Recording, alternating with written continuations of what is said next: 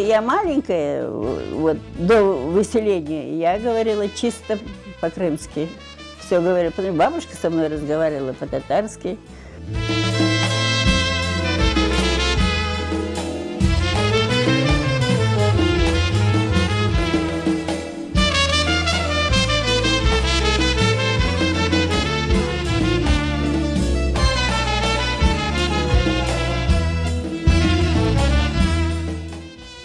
Машина к нам пришла, она уже была переполнена, и мы недалеко от вокзала, и меня подняли за борт, и когда поднимали, шел дождь,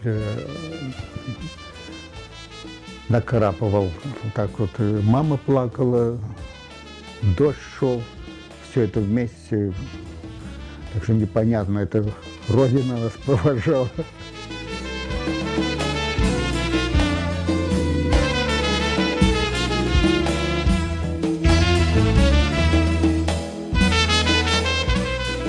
Когда я был в Беговате, рядом сосед Джипар Акимович,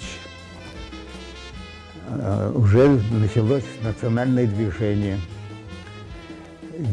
Первые обращения, все это было у Джипарага.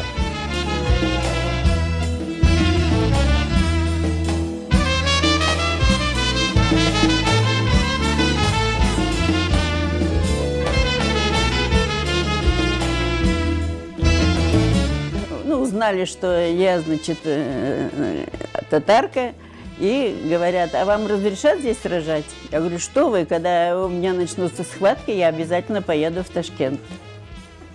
Ну, вот таким образом 8 августа родился Рустем. Выходит так, что Рустем родился до указа и был зарегистрирован здесь как крымский татарин.